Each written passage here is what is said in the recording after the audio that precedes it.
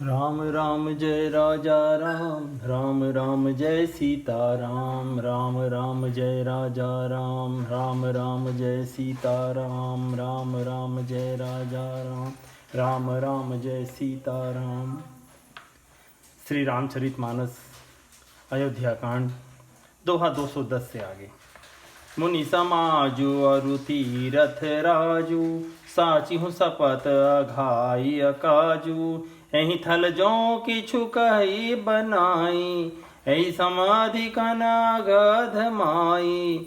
तुम सर्वज्ञ कहूँ सती भाऊ, उरंतर जामी रघुराऊ। मोहिन मात कर तब कर सोचू, नहीं दुख जिय जगु जानि पोचू। नाहि न डरू बिगरिहि परलोकु, पितहु मरण कर मोहि न सोकु। सुकृत सुजस भरि भुवन सुहाए, लक्ष्मण राम सरिस सुत पाए। राम विरह तजि तनु छन भंगु, भूप सोच कर कवन प्रसंगु। राम लखन सिय बिनु पग पनहि, करि मुनि बेस फिरहि बन बनहि। अजिन बसन फल सन मही, शयन डासी कुसपात। बसी तरु तरनित सहत हिम, आतप बरसा बात। एहि दुख दाह दहि दिन छाती, भूख न बासर नींद न राती। एहि कुरोग कर औषधु नाही, सीधेउ सकल विश्व मन माही। मातु कुमत बढ़ई अगमूला, तहि हमार हित कीन बसूला। कलिकु काठ कर कीन कुजंत्रु, गाड़ी अवधि पड़ी कठिन कुमंत्रु। मोहि लगी यह कुठाटु तेहि ठाटा, घालिसि सब जगु बारह बाटा। मिटई कुजोगु राम फिरि आए, बसई अवध नहीं आन उपाय। भरत बचन सुनि मुनि सुख पाई, सबई कीनि बहु भांति बड़ाई। तात करऊ जनि सोचु विशेषी, सब दुख मिटहि राम पग देखी। करि प्रबोध मुनि बर खैहु, अतिथि प्रेम प्रिय होहु। कंद मूल फल फूल हम, देहि लेहु करि छोहु। मुनियों का समाज है और फिर तीर्थराज है। यहाँ सच्ची सौगंध खाने से भी भरपूर हानि होती है। इस स्थान में यदि कुछ बनाकर कहा जाए तो इनके समान कोई बड़ा पाप और नीचता न होगी। मैं सच्चे भाव से कहता हूँ, आप सर्वज्ञ हैं। श्री रघुनाथ जी हृदय के भीतर की जानने वाले हैं। मैं कुछ भी असत्य कहूँगा तो आपसे और उनसे छिपा नहीं रह सकता। मुझे माता कैकेयी की करने का कुछ भी सोच नहीं है, और न मेरे मन में इस बात का दुख है कि जगत मुझे नीच समझेगा, न ये डर है कि मेरा परलोक बिगड़ जाएगा, और न पिताजी के मरने का ही मुझे शोक है, क्योंकि उनका सुंदर पुण्य और सुयश विश्व भर में सुशोभित है। उन्होंने श्री राम लक्ष्मण जैसे पुत्र पाए, फिर जिन्होंने श्री राम जी के विरह में अपने क्षण भंगुर शरीर को त्याग दिया, ऐसे राजा के लिए सोच करने का कौन प्रसंग है। सोच इस बात का है कि श्री राम जी, लक्ष्मण जी और सीता जी पैरों में बिना जूती के मुनियों का वेश बनाए वन वन में फिरते हैं। वे वलकल वस्त्र पहनते हैं, फलों का सेवन करते हैं, पृथ्वी पर कुश और पत्ते बिछाकर सोते हैं, और वृक्षों के नीचे निवास करके नित्य सर्दी गर्मी वर्षा और हवा सहते हैं। इसी दुख से होने वाले जलन से मेरी छाती निरंतर जलती रहती है। न मुझे दिन में भूख लगती है, न रात को नींद आती है। जैसे मन ही मन समस्त विश्व को खोज डाला, पर इस कुरोग की औषध कहीं नहीं है। माता का बुरा विचार पापों का मूल बढ़ई है। उसने हमारे हित का वसूला बनाया, उससे कलह रूपी कुकाठ का कोई यंत्र बनाया, और 14 वर्ष की अवधि रूपी कठिन कुमंत्र पढ़कर उस यंत्र को गाड़ दिया। यहाँ माता का कुविचार बढ़ई है, भरत को राज्य वसूला है, राम का वनवास कुयंत्र है, और 14 वर्ष की अवधि कुमंत्र है। मेरे लिए उसने यह सारा बुरा साज रचा और सारे जगत को 12 बार छिन्न भिन्न करके नष्ट कर डाला। यह कुयोग श्री राम जी के लौट आने पर ही मिट सकता है, और तभी अयोध्या बच सकती है, किसी दूसरे उपाय से नहीं। भरत जी के वचन सुनकर मुनि ने सुख पाया, और सभी ने उनकी बहुत प्रकार से बड़ाई की। फिर मुनि ने कहा, हे तात, अधिक सोच मत करो, श्री राम जी के चरणों का दर्शन करते ही सारा दुख मिट जाएगा। इस प्रकार मुनि श्रेष्ठ भरद्वाज जी ने उनका समाधान करके कहा, आप लोग हमारे प्रेम प्रिय अतिथि बनिए और कृपा करके कंदमूल फल फूल जो कुछ हमारे पास हो स्वीकार कीजिए।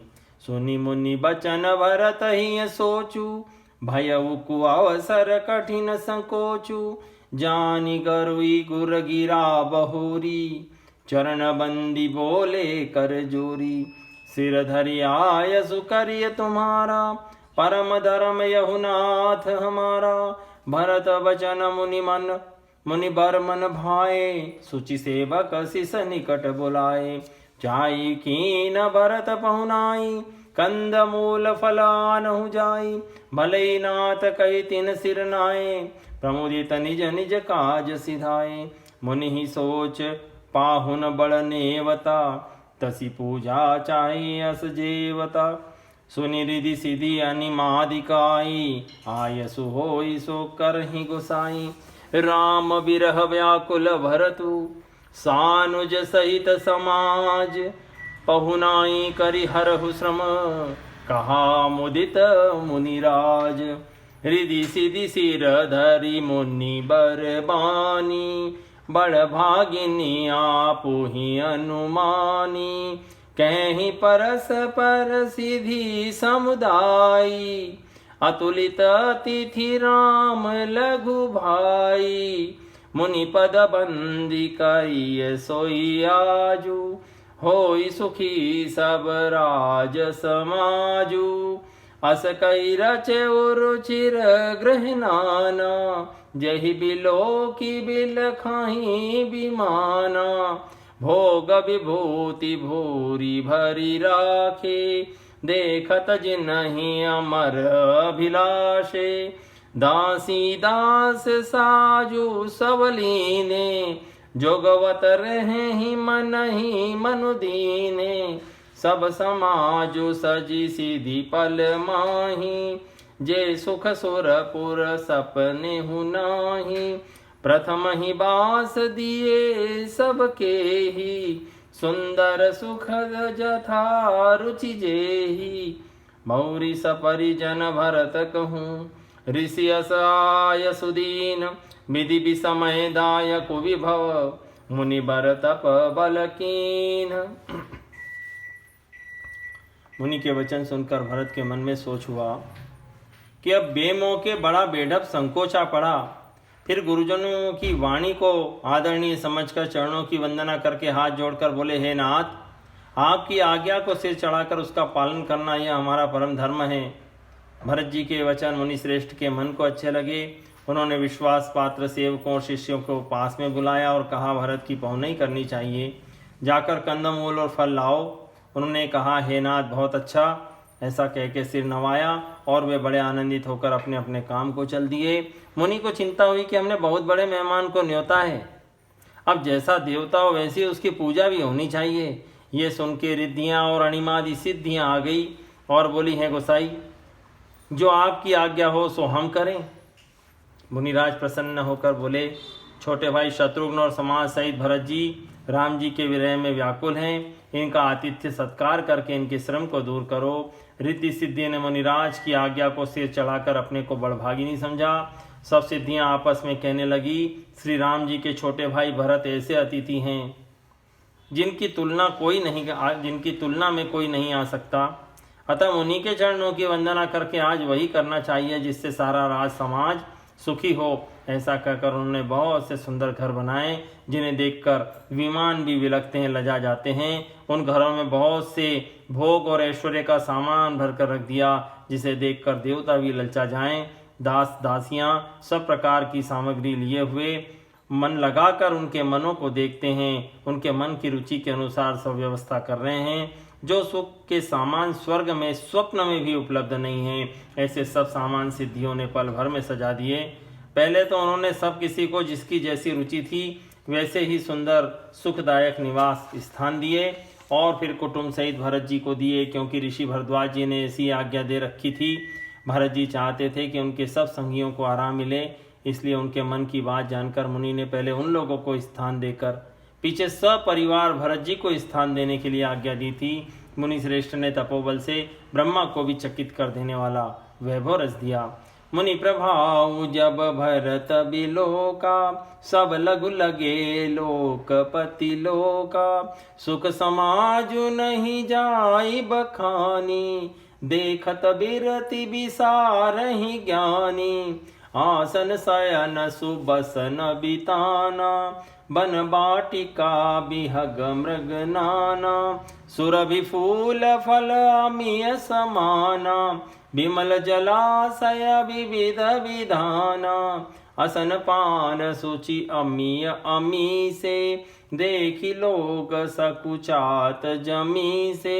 सुर सुर भी सुर तरु सब ही के, लखी अभिलाष सुरेश सची के। ऋतु बसंत बह त्रिविध बयारी, सब कह सुलभ पदार्थ चारी। स्त्रक चंदन विनीताधिक भोगा, देखी हरस विस्मय बस लोगा। संपत्ति चकई भरतु चक, मुनि आयस खिलबार। तेहि निसि आश्रम पिंजरा, राखे भाविनुसार।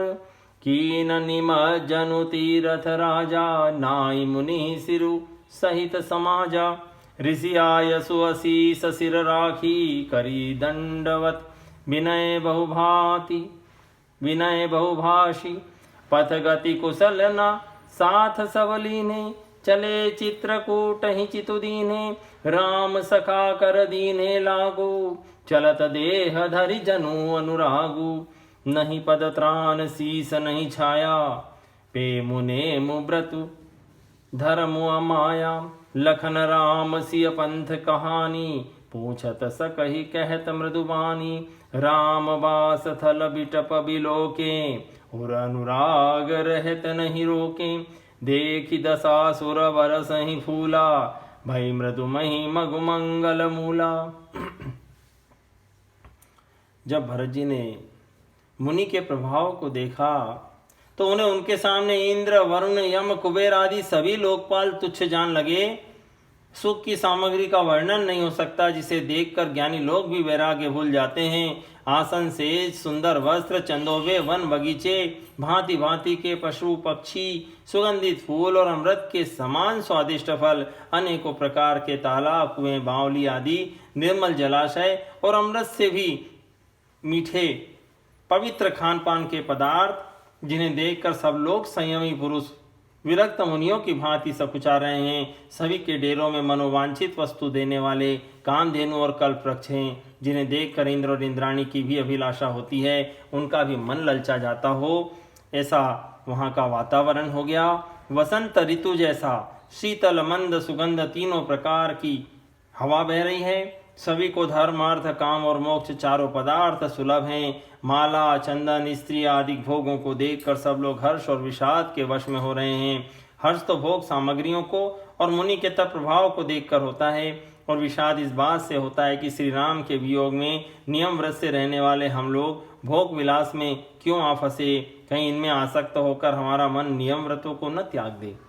संपत्ति भोग विलास की सामग्री चकवी है और भरत जी चकवा है, और मुनि की आज्ञा खेल है।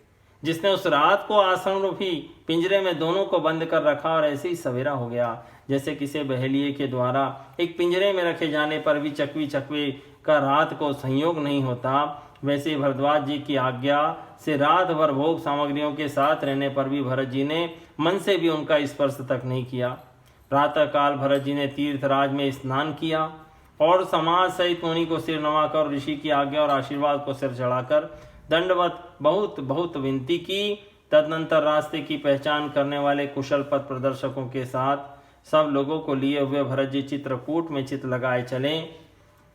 भरत जी राम सखा गो के साथ हाथ में हाथ दिए ऐसे जा रहे हों मानो साक्षात प्रेम ही शरीर धारण किए हुए हों। न तो उनके पांव में जूते हैं, न सिर पर छाया है। उनका प्रेम नियम व्रत और धर्म निष्कपट है, सच्चा है। वे सखा निषाद राज से लक्ष्मण जी, श्री राम जी और सीता जी के रास्ते की बातें पूछते हैं और वह कोमल वाणी से उन्हें सुनाता है। श्री राम जी के ठहरने की जगहों और वृक्षों को देखकर उनके हृदय में प्रेम रोके नहीं रुकता। भरत जी की यह दशा देखकर देवता फूल बरसाने लगे, पृथ्वी कोमल हो गई और मार्ग मंगल का मूल बन गया। बादल छाया किए जा रहे हैं, सुख देने वाली सुंदर हवा बह रही है। भरत जी के जाते समय मार्ग जैसा सुखदायक हुआ वैसा श्री राम जी को भी नहीं हुआ था। जड़ चेतन मग जीव घनेरे, जे चितये प्रभु जिन प्रभु हेरे, ते सब भय परम पद जोगु, भरत दरस मेटा भव रोगु। यह बड़ी बात भरक कई नाही, सुमिरत जिनहि राम मन माही। बारक राम कहत जग जेऊ, होत तरन तारन नर तेऊ। भरतु राम प्रिय पुनि लघु भ्राता, कसन होई मगु मंगल दाता। सिद्ध साधु मुनि बरस कहीं, भरत ही निरखी हर्षु ही अलहि।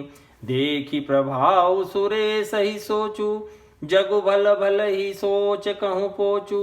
गुरसन कहु करिए प्रभु सोई, राम ही भरत ही भेट न होई। राम संकोजी प्रेम बस, भरत सपेम पयोधि। बनी बात बेगरन चहती, करिय जतनु छलु सोधी। बचन सुनत सुर गुरु मुस्काने, सहस नयन बिनु लोचन जाने।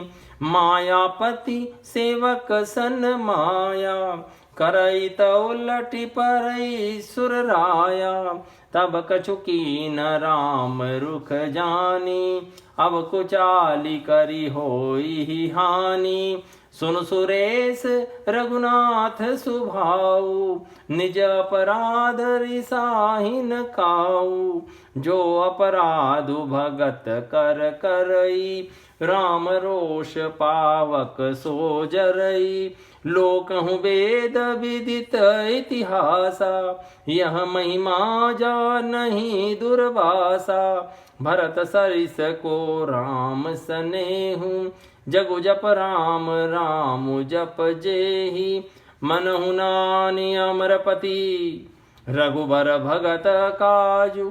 अजसु लोक परलोक दुख, दिन दिन शोक समाजु। रास्ते में असंख्य जड़ चेतन जीव थे, जिनमें से जिसको प्रभु रामचंद्र जी ने देखा अथवा जिन्होंने प्रभु रामचंद्र जी को देखा वे सब उसी समय परम पद के अधिकारी हो गए। पर अब भरत जी के दर्शन ने तो उनका जन्म मरण रूपी रोग ही मिटा दिया। श्री राम दर्शन से वे परम पद के अधिकारी ही हुए थे, परंतु भरत दर्शन ने उन्हें वह परम पद दिला दिया। भरत जी के कहने के लिए, भरत जी के लिए कोई बड़ी बात नहीं है, जिन्हें श्री राम जी स्वयं अपने मन में स्मरण करते रहते हैं। जगत में जो भी मनुष्य एक बार राम कह लेते हैं वे भी तरने तारने वाले हो जाते हैं। फिर भरत जी तो श्री राम जी के प्यारे और उनके छोटे भाई ठहरे, तब भला उनके लिए मार्ग मंगल सुखदायक कैसे न हो। सिद्ध साधु और श्रेष्ठ मुनि ऐसा कह रहे हैं और भरत जी को देखकर हृदय में हर्ष लाभ करते हैं। भरत जी इस प्रेम के प्रभाव को देखकर, भरत जी के इस प्रेम के प्रभाव को देखकर देवराज इंद्र को सोच हो गया कि कहीं इनके प्रेम व श्री राम जी लौट न जाए और हमारा बना बनाया काम न बिगड़ जाए। संसार भले के लिए भला और बुरे के लिए बुरा है। मनुष्य जैसा आप होता है जगत उसे वैसा ही दिखता है। उसने गुरु बृहस्पति जी से कहा, प्रभु वही उपाय कीजिए जिससे श्री राम जी और भरत जी की भेंट ही ना हो। श्री राम जी संकोची और प्रेम के वश हैं और भरत जी प्रेम के समुद्र। बनी बनाई बात बिगड़ना चाहती, इसलिए कुछ छल ढूंढकर इसका उपाय कीजिए। इंद्र के वचन सुनते ही देवगुरु बृहस्पति जी मुस्कुराए। उन्होंने 1000 नेत्रों वाले इंद्र को ज्ञान रूपी नेत्रों से रहित मूर्ख समझा और कहा, हे देवराज, माया के स्वामी श्री राम जी के सेवक के साथ कोई माया करता है तो वह उलटकर अपने ही ऊपर आ पड़ती है। उस समय पिछली बार तो राम जी का रूप जानकर कुछ किया था, परंतु इस समय कुचाल करने से हानि होगी। हे देवराज, श्री रघुनाथ जी का स्वभाव सुनो। वे अपने प्रति किए हुए अपराध से कभी रुष्ट नहीं होते, पर जो कोई उनके भक्त का अपराध करता है वह श्री राम की क्रोधाग्नि में जल जाता है। लोक और वेद दोनों में इतिहास कथा प्रसिद्ध है। इस महिमा को दुर्वासा जी जानते हैं। सारा जगत श्री राम को जपता है। वे श्री राम जी जिनको जपते हैं उन भरत जी के समान श्री राम जी का प्रेमी कौन होगा। हे देवराज, रघुकुल श्रेष्ठ श्री राम जी के भक्त का काम बिगाड़ने की बात मन में न लाइए। ऐसा करने से लोक में अपयश और परलोक में दुख होगा और शोक का सामान दिनों दिन बढ़ता ही चला जाएगा। सुनु सुरेश उपदेशु हमारा, राम ही सेवक परम प्यारा। मानत सुख सेवक सेवकाई, सेवक बैर बैरु अधिकाई। यद्यपि सम नहीं राग न रोषु, गै न पाप पून कुन दोषु। कर्म प्रधान विश्व करि राखा, जो जस करई सो तस फलु चाखा। तदपि करहि सम विषम विहारा, भगत भगत हृदय अनुसारा। अगुण लेप मान एक रस, राम सगुण भय भगत प्रेम बस। राम सदा सेवक रुचि राखी, वेद पुराण साधु सुर साखी। अस जिय जानि तजहु कुटिलाई, करहु भरत पद प्रीति सुहाई। राम भगत पर हित निरत, पर दुख दुखी दयाल। भगत शिरोमणि भगत ते, जनि डर पहुँ सुरपाल। सत्य संध प्रभु सुरहितकारी, भरत राम आयस अनुसारी। स्वार्थ विवश विकल तुम होहु, भरत दोषु नहीं राउर मोहु। सुनि सुर बर सुर गुर बर बानी, भा प्रमोद मन मिटी गलानी। बरसी प्रसून हर्षि सुर राऊ, लगे सराहन भरत सुभाऊ। ऐ विधि भरत चले मग जाहि, दशा देखी मुनि सिद्ध सिहाहि। जब ही राम कहिले ही उसासा, उमगत प्रेम मनहु चहुपासा। द्रवहि बचन सुनि कुलिस पशाना, पुरजन पे मुन जाई बखाना। बीच बास करि जमु नहीं आए, निरखि नीरु लोचन जल छाए। रघुबर बरन बिलोकि बर, बारी समेत समाज। होत मगन बारिधि बिरह, चढ़े विवेक जहाज। हे देवराज, हमारा उपदेश सुनो। श्री राम जी को अपना सेवक परम प्रिय है। वे अपने सेवक की सेवा से सुख मानते हैं और सेवक के साथ वैर करने से बड़ा भारी वैर मानते हैं। यद्यपि वे सम हैं, उनमें न राग है न रोष है, न वे किसी का पाप पुण्य और गुणदोष ही ग्रहण करते हैं। उन्होंने विश्व में कर्म को ही प्रदान कर रखा है। जो जैसा करता है वो वैसा ही फल भोगता है। तथापि वे भक्त और अभक्त के हृदय के अनुसार सम और विषम व्यवहार करते हैं। भक्त को प्रेम से गले लगा लेते हैं और अभक्त को मार कर तार देते हैं। गुण रहित, निर्लेप, मान रहित और सदा एक रस भगवान श्री राम भक्त के प्रेमवशी सगुण हुए हैं। श्री राम जी सदा अपने भक्तों की रुचि रखते आए हैं। वेद पुराण साधु और देवता इनके साक्षी है। ऐसा हृदय में जानकर कुटिलता छोड़ दो और भरत जी के चरणों में सुंदर प्रीति करो। हे देवराज इंद्र, श्री रामचंद्र जी के भक्त सदा दूसरों के हित में लगे रहते हैं। वे दूसरों के दुख से दुखी और दयालु होते हैं। फिर भरत जी तो भक्तों के शिरोमणि हैं, उनसे बिल्कुल न डरो। प्रभु राम जी सत्य प्रतिज्ञ और देवताओं का हित करने वाले हैं और भरत जी श्री राम जी की आज्ञा के अनुसार चलने वाले हैं। तुम व्यर्थ ही स्वार्थ के विशेष वश होकर व्याकुल हो रहे हो। इसमें भरत जी का कोई दोष नहीं, तुम्हारा ही मोह है। देवगुरु बृहस्पति जी की श्रेष्ठ वाणी सुनकर इंद्र के मन में बड़ा आनंद हुआ और उनकी चिंता मिट गई। तब हर्षित होकर देवराज फूल बरसाकर भरत जी के स्वभाव की सराहना करने लगे। इस प्रकार भरत जी मार्ग में चले जा रहे हैं। उनकी प्रेममयी दशा देखकर मुनि और सिद्ध लोग भी सियाते हैं। भरत जी जब ही राम कहकर लंबी सांस लेते हैं तब मानो चारों ओर प्रेम उमड़ पड़ता है। उनके प्रेम और दीनता से पूर्ण वचनों को सुनकर वज्र और पत्थर भी पिघल जाते हैं। अयोध्या वासियों का प्रेम कहते नहीं बनता। बीच में मुकाम करके भरत जी यमुना जी के तट पर आए। यमुना जी का जल देखकर उनके नेत्रों में जल भर आया। श्री रघुनाथ जी के श्याम रंग का सुंदर जल देखकर सारे समाज सहित भरत जी प्रेम विवल होकर श्री राम जी के विरह रूपी समुद्र में डूबते डूबते विवेक रूपी जहाज पर चढ़ गए। अर्थात यमुना जी का श्याम वर्ण जल देखकर सब लोग श्याम वर्ण भगवान के प्रेम में विवल हो गए और उन्हें न पाकर विरह व्यथा से पीड़ित हो गए। तब भरत जी को यह ध्यान आया कि जल्दी चलकर उनके साक्षात दर्शन करेंगे। इस विवेक से वे पुनः उत्साहित हो गए। दोहा क्रमांक 220। राम राम जय राजा राम, राम राम जय सीता राम, राम राम जय राजा राम, राम राम जय सीता राम, राम राम जय राजा राम, राम राम जय सीता राम। ओ